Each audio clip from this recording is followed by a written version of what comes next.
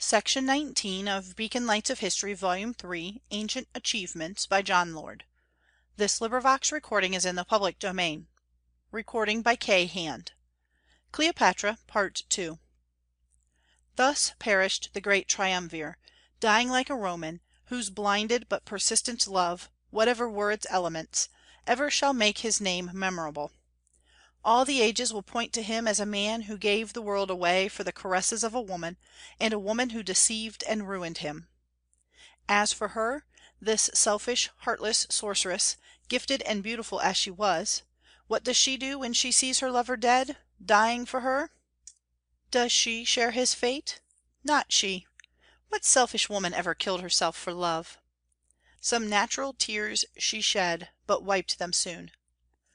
She may have torn her clothes, and beaten her breast, and disfigured her face, and given vent to mourning and lamentations; but she does not seek death, nor surrender herself to grief, nor court despair. She renews her strength. She reserves her arts for another victim. She hopes to win Octavius, as she has won Julius and Antony; for she was only 39, and still a queen. And for what? That she might retain her own sovereignty, or the independence of Egypt, still the most fertile of countries, rich, splendid, and with grand traditions which went back thousands of years, the oldest and once the most powerful of monarchies. Her love was ever subservient to her interests. Antony gave up ambition for love, whatever that love was. It took possession of his whole being, not pure and tender, but powerful, strange; doubtless a mad infatuation, and perhaps something more, since it never passed away. Admiration, allied with desire; the worship of dazzling gifts, though not of moral virtues. Would such a love have been permanent? Probably not, since the object of it did not shine in the beauty of the soul, but rather in the graces and adornments of the body, intensified indeed by the lustre of bewitching social qualities and the brightness of a cultivated intellect. It is hard to analyze a passionate love between highly gifted people who have an intense development of both the higher and the lower natures, and still more difficult when the idol is a Venus Polyhymnia rather than a Venus Urania. But the love of Antony, whether unwise, or mysterious, or unfortunate, was not feigned or forced. It was real, and it was irresistible. He could not help it. He was enslaved, bound hand and foot. His reason may have rallied to his support, but his will was fettered. He may have had at times dark and gloomy suspicions, that he was played with, that he was cheated, that he would be deserted, that Cleopatra was false and treacherous. And yet she reigned over him. He could not live without her. She was all in all to him, so long as the infatuation lasted, and it had lasted 14 years, with increasing force, in spite of duty and pressing labors, the calls of ambition and the lust of power. In this consuming and abandoned passion, for 14 years, so strange and inglorious, and for a woman so unworthy, even if he were no better than she, we see one of the greatest mysteries of our complex nature, not uncommon, but insoluble. I have no respect for Antony, and but little admiration. I speak of such mad infatuation as a humiliating exhibition of human weakness. Anyone under its fearful spell is an object of pity. But I have more sympathy for him than for Cleopatra, although she was doubtless a very gifted woman. He was her victim, she was not his. If extravagant and reckless and sensual, he was frank, generous, eloquent, brave, and true to her. She was artful, designing, and selfish, and used him for her own ends, although we do not know that she was perfidious and false to him. But for her he would have ruled the world. He showed himself capable of an enormous sacrifice. She made no sacrifices for him. She could even have transferred her affections, since she afterwards sought to play her blandishments upon his rival. Conceive of Antony, if you can, as loving any one else than her who led him on to ruin. In the very degradation of love we see its sacredness. In his fidelity we find some palliation. Nor does it seem that Octavia, the slighted wife of Antony, gave way to vengeance. Her sense of injury was overshadowed by her pity. This lofty and dignified matron even took his 6 surviving children, 3 of whom were Cleopatra's, and brought them up in her own house as her own. Can paganism show a greater magnanimity? The fate of Cleopatra was tragic also. She too destroyed herself, not probably by the bite of asps, as is the popular opinion, but by some potent and subtle poison that she ever carried with her, and which had the effect of benumbing the body and making her insensible to pain. Yet she does not kill herself because she cannot survive the death of Antony, but because she is too proud to be carried to Rome to grace the triumph of the new Caesar. She will not be led, a captive princess, up the Capitoline Hill. She has an overbearing pride. "Know, sir," she says to Procilius, "that I will not wait pinioned at your master's court, nor once be chastised with the sober eye of dull Octavia. Rather a ditch in Egypt be gentle grave to me." But whether pride or whether shame was the more powerful motive in committing suicide, I do not read that she was a victim of remorse. She had no moral sense. Nor did she give way to sentimental grief on the death of Antony. Her grief was blended with disappointment and rage. Nor did she hide her head, but wore a face of brass. She used all her arts to win Octavius. Her resources did not fail her, but she expended them on one of the coldest, most politic, most astute men that ever lived. And the disappointment that followed her defeat, that she could not enslave another conqueror, was greater than the grief for Antony. Nor during her whole career do we see any signs of that sorrow and humility which it would seem should mark a woman who has made so great and fatal a mistake, cut off hopelessly from the respect of the world and the peace of her own soul. We see grief, rage, despair in her miserable end, as we see pride and shamefacedness in her gilded life, but not remorse or shame. And when she dies by her own hand, it is not in madness, but to escape humiliation. Suicide was one of the worst features of pagan antiquity. It was a base and cowardly reluctance to meet the evils of life, as much as indifference to the future and blunted moral sense. So much for the woman herself, her selfish spirit, her vile career; but as Cleopatra is one of the best known and most striking examples of a pagan woman, with qualities and in circumstances peculiarly characteristic of paganism, I must make a few remarks on these points. One of the most notable of these is that immorality seems to have been no bar to social position. Some of those who were most attractive and sought after were notoriously immoral. Aspasia, whom Socrates and Pericles equally admired, and whose house was the resort of poets, philosophers, statesmen, and artists, and who is said to have been one of the most cultivated women of antiquity, bore a sullied name. Sappho, who was ever exalted by Grecian poets for the sweetness of her verses, attempted to reconcile a life of pleasure with a life of letters, and threw herself into the sea because of a disappointed passion. Laius, a professional courtesan, was the associate of kings and sages as well as the idol of poets and priests. Agrippina, whose very name is infamy, was the admiration of courtiers and statesmen. Lucilla, who armed her assassins against her own brother, seems to have ruled the court of Marcus Aurelius.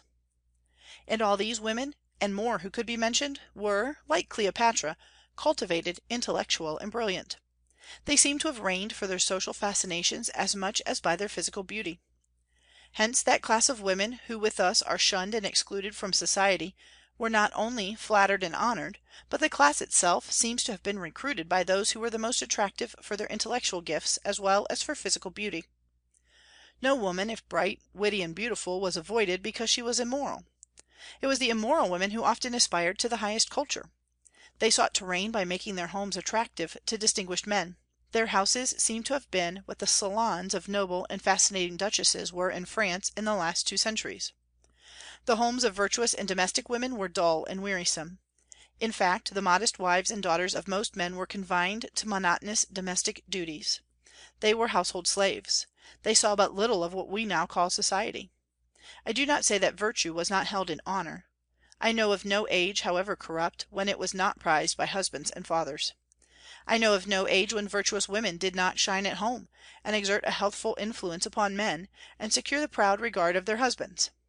But these were not the women whose society was most sought. The drudgeries and slaveries of domestic life among the ancients made women unattractive to the world. The women who were most attractive were those who gave or attended sumptuous banquets, and indulged in pleasures that were demoralizing. Not domestic women, but bright women, carried away those prizes which it turned the brain. Those who shone were those that attached themselves to men through their senses, and possibly through their intellects, and who were themselves strong in proportion as men were weak.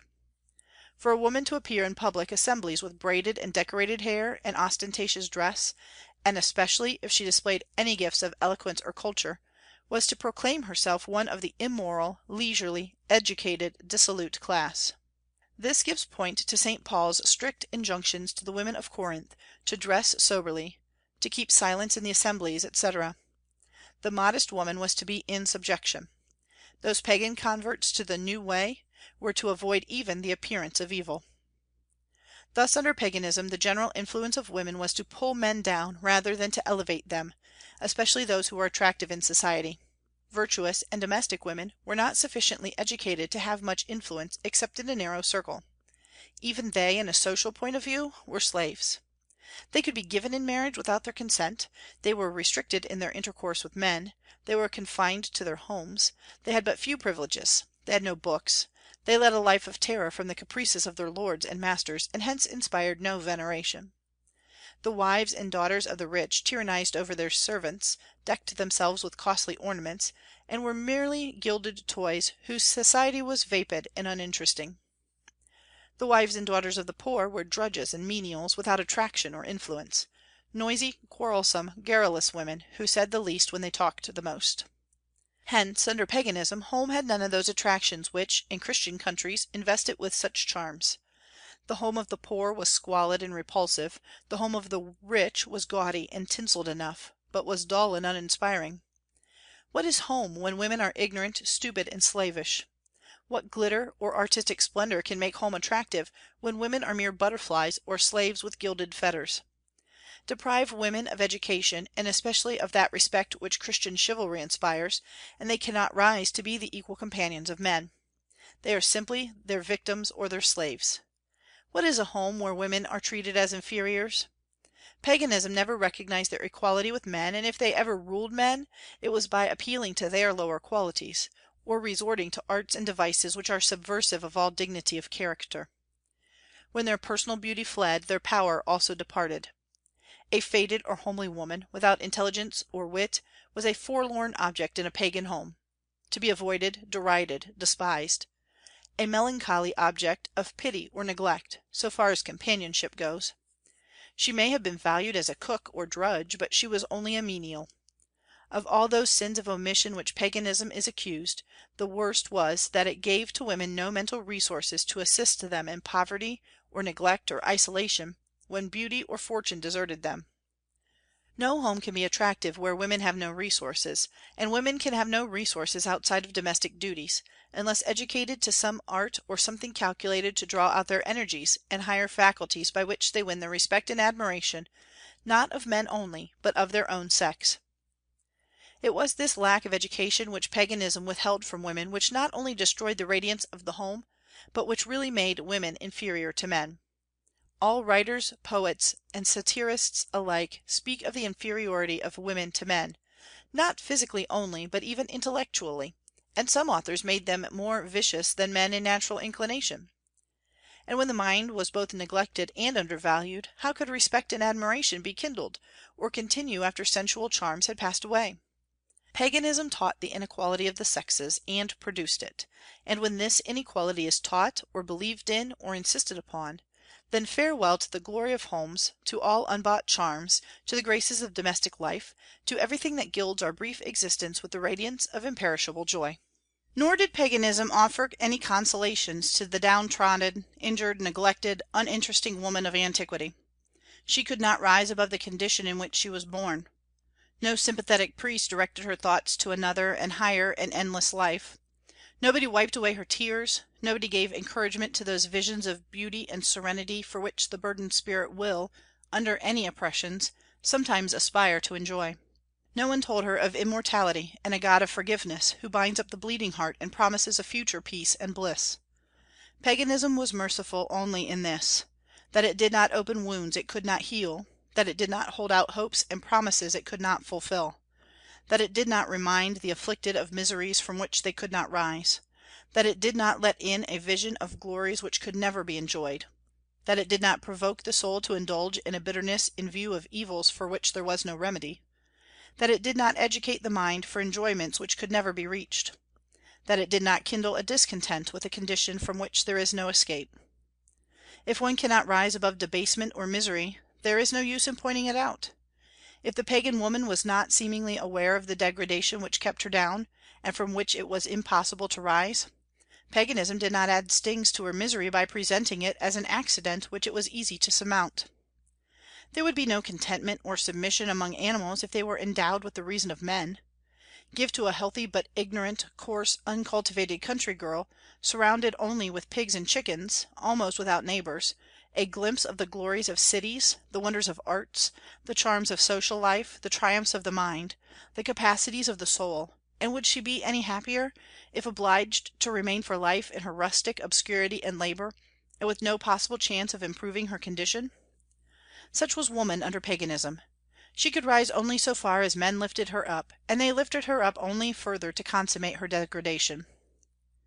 But there was another thing which kept women in degradation.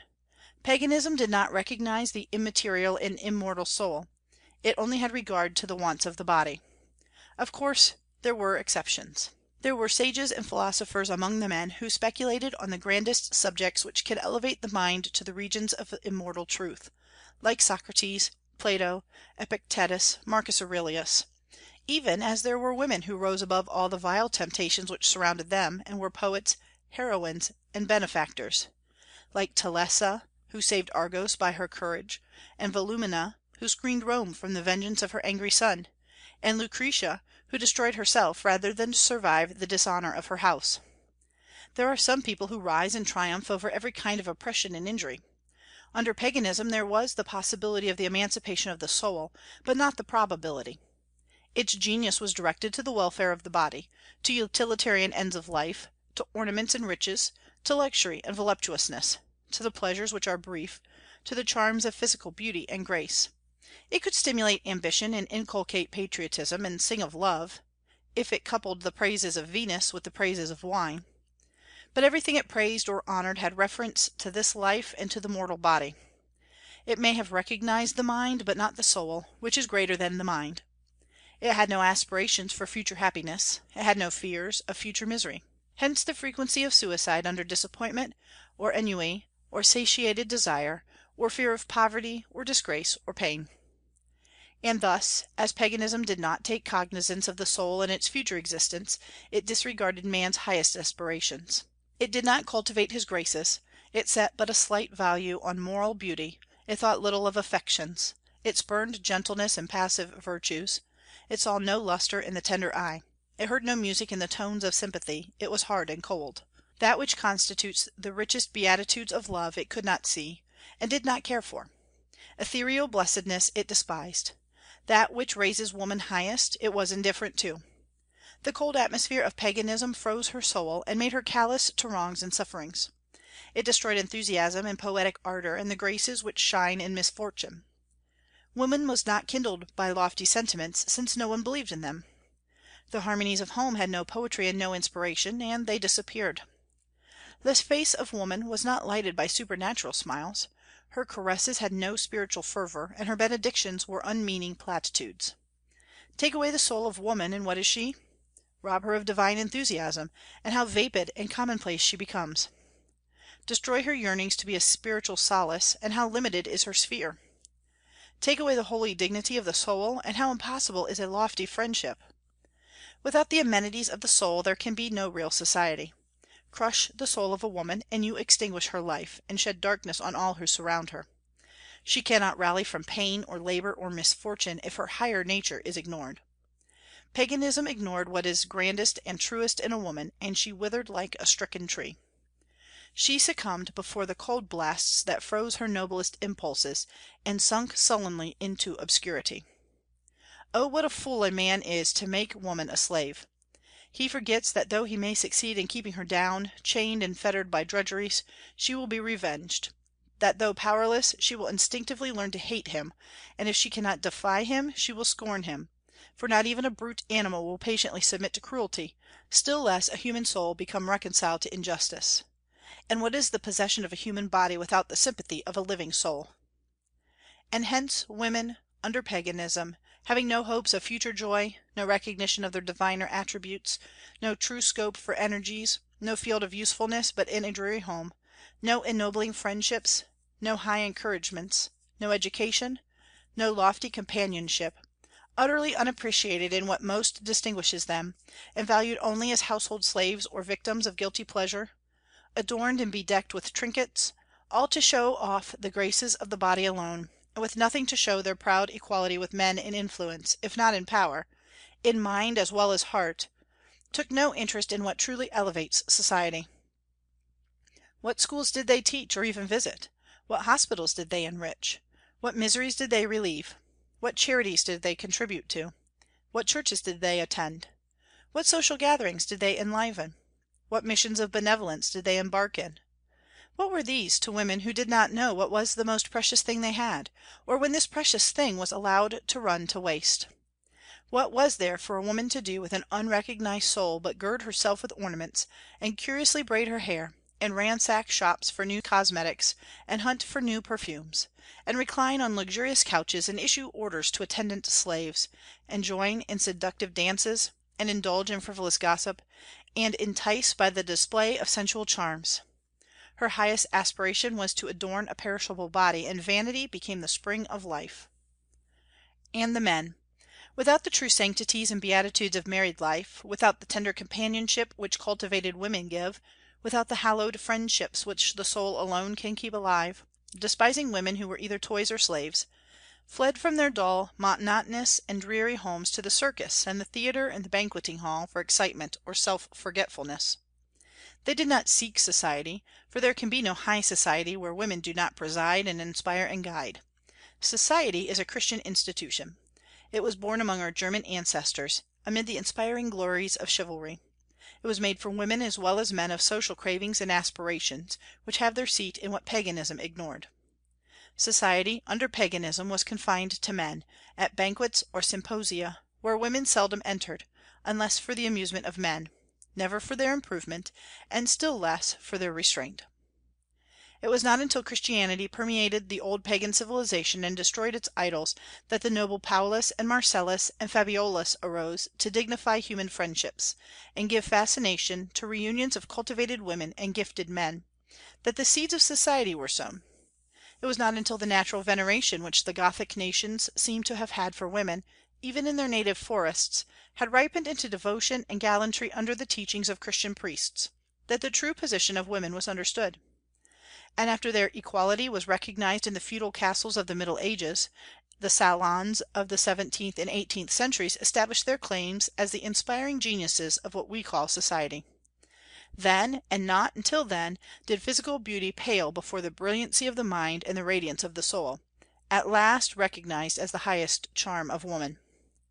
The leaders of society became, not the ornamented and painted hérité which had attracted Grecian generals and statesmen and men of letters, but the witty and the genial and the dignified matrons who were capable of instructing and inspiring men superior to themselves, with eyes beaming with intellectual radiance, and features changing with perpetual variety.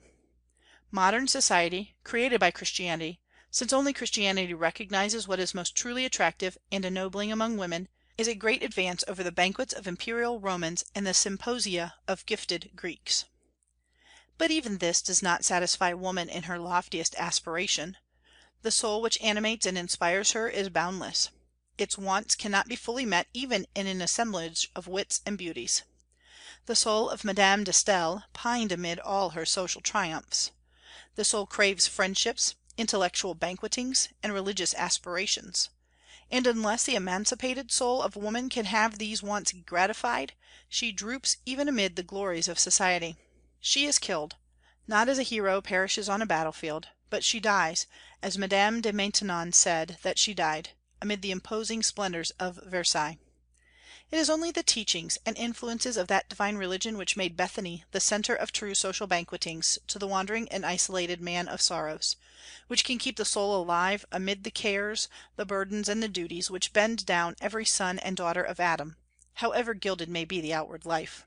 How grateful, then, should women be to that influence which has snatched them from the pollutions and the heartless slaveries of paganism, and given dignity to their higher nature. It is to them that it has brought the greatest boon, and made them triumphant over the evils of life. And how thoughtless, how misguided, How ungrateful is that woman who would exchange the priceless blessings which Christianity has brought to her for those ornaments, those excitements, and those pleasures which ancient paganism gave as the only solace for the loss and degradation of her immortal soul. Authorities: Plutarch's Lives, Froude's Caesar, Shakespeare's Antony and Cleopatra, Plato's Dialogues, Horace, Martial and Juvenal, especially among the poets, Lord's Old Roman World, Suetonius's Lives of the Caesars, Dion Cassius, Rollin's Ancient History, Merivale's History of the Romans, Biographic Universelle, Rees's Encyclopedia has a good article. Section 19.